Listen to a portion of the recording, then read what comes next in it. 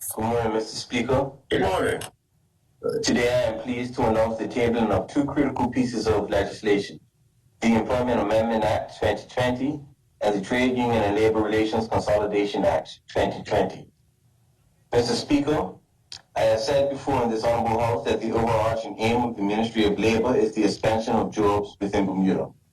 The government previously announced that it would introduce amendments to the Employment Act and a Consolidated Labor Act. These two bills seek to strengthen the rights and obligations of employers and employees in Bermuda's labor force, as well as modernize and clarify areas of the existing legislation to ensure that it is in line with international best practices. In addition, the legislation will revise the labor disputes mechanism in Bermuda. Both of these legislative changes are a long time coming and have had substantial input from employers, trade union representatives, and the government over the years. Mr. Speaker, it is important for me to provide context as to how we arrived at this point today. The Labor Law Reform Committee is a subcommittee of the Labor Advisory Council, which is a tripartite council chaired by the Minister responsible for labor. In 2013, under the direction of the then Minister of Home Affairs, the LAC was asked to review the existing employment and labor legislation in Bermuda and to recommend amendments that address problems within the legislation. The focus was on areas of ambiguity and areas considered archaic and outdated for the 21st century, particularly when compared to examples of more modern legislation in other jurisdictions and the standards set for best practices by the International Labor Organization. Mr. Speaker, the LLRC, which is the Labor Law Reform Committee, provided its recommendations on reform to the Minister responsible for labor in 2018. The LLRC review included the following employment and labor legislation: the Employment Act 2000, the Labor Relations Act 1975, the Trade Union Act 1965, and the Labor Disputes Act 1992. The LRC consists of the following members: union representatives, Ed Bull Jr., Chris Ferret, and Michael Charles; employer representatives, Keith Jensen, Stephen Todd, Graham Redford, and Khalida O'Brien; independent representatives, Bendo Hollis and Zed Hollis; ex officio members, Marcel Lawrence and Gabriel Kim. Mr. Speaker, the LLRC reviewed each act in its current form and brought into consideration the experience of the LLRC members in dealing with such legislation. The LLRC's approach was to overcome the various challenges of the current legislation and to bring the legislation in line with modern principles for laws governing the relationship between a business and a trade union and between an employer and an employee. The following points are very important to note. Various industry stakeholders were invited to provide their comments and views on the current legislation with suggested amendments, which were reviewed and considered by the LLRC during its review. Once the LLRC presented its recommendations to the Minister, consultation took place with various members of the LAC who represented the views of their respective members. The LAC members were invited to provide submissions and consultation with the Minister responsible for labor. Took place between August 2018 and February 2019. Mr. Speaker, the Ministry of Labor worked closely with the Attorney General's chambers to produce an Employment Amendment Act and a Trade Union and Labor Relations Consolidation Act that is equitable and promotes good and fair employment practices. Mr. Speaker, now let me highlight some of the major amendments to the Employment Act 2000. Number one, probationary period. Timeframes have been built into the legislation to avoid the practice of lengthy extensions of the probationary period. Employers will now be required to provide employees with a review of their performance midway through their probationary period so employees are aware of areas needed to improve to enable success or completion of their probation.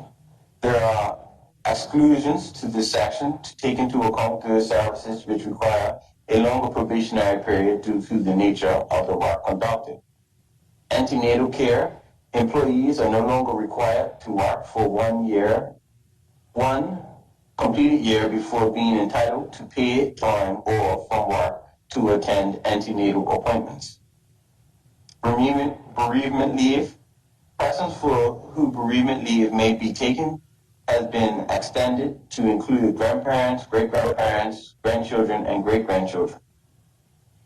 Payments upon termination.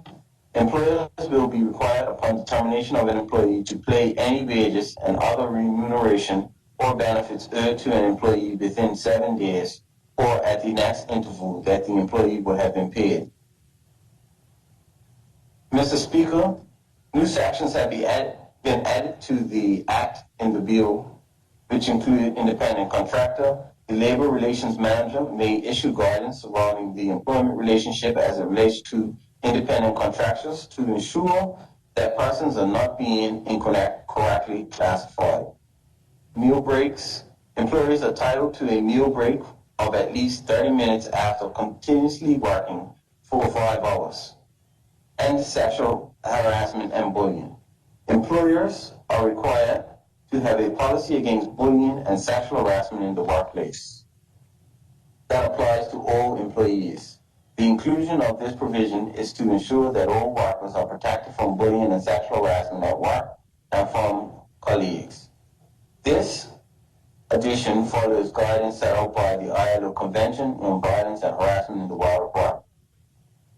Mr. Speaker, it is anticipated that the Employment Amendment Act will come into operation on the 1st of July 2021 to allow employees, employers, and their respective representatives to familiarize themselves with its provisions and make necessary changes to their current contracts of employment and/or handbooks to ensure compliance. Mr. Speaker, now I turn to the new Trade Union and Labor Relations Consolidation Act 2020. This is a consolidation of the Trade Union Act 1965, the Labor Relations Act 1975, and the Labor Disputes Act 1992. It is important to provide a brief summary of some of the more significant changes contained in this comprehensive and groundbreaking legislation. Tribunals and boards of inquiries. In the current labor legislation in Bermuda, there are the following 9 tribunals and boards: Permanent Arbitration Tribunal, Essential Industries Dispute Settlement Board, Trade Union Act Tribunal, Labor Disputes Tribunal, Sole Arbitrator, Arbitrator with Assessors, Independent Chairman with Arbitrators, Mediator, Board of Inquiry. Additionally, the Employment Act 2000 established the Employment Tribunal to hear employment-related complaints. The legislation being tabled today will streamline and consolidate the number of tribunals across all labor and employment legislation into one to be known as the Employment and Labor Relations Tribunal. This means that there will be one tribunal to handle all employment complaints and labor-related disputes. This is a significant improvement on the current state of affairs. Mediation. Under the current Labor Relations Act, the minister has the option to refer a dispute to a mediator. In the proposed amendments, referral to mediation by the minister has been removed as mediation outside of the labor relations section has found to be unnecessary as it prolongs resolution and most parties opt out. Civil penalties.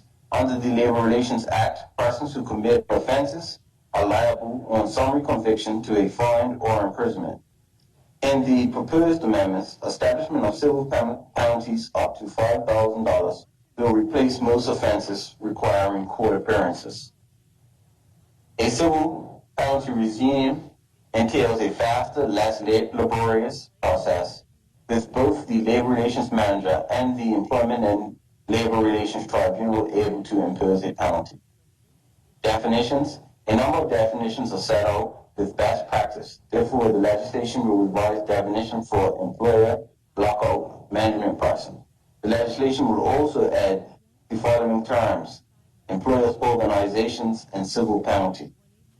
Mr. Speaker, the Employment Amendment Act 2020 and the Trade Union and Labor Relations Consolidation Act 2020 will constitute the Employment and Labor Relations Code of Bermuda. This task and the process to get to tabling of the bill was a collaborative effort by the Ministry of Labor and the members of the LAC. The LAC's ability to work together in the interest of their members and the labor force of Bermuda is highly commended and greatly appreciated. It is the vision of the Ministry of Labor to comprehensively engage employers, labor, and the government to revigorate the Bermuda economy, which benefits everyone. Thank you, Mr. Speaker.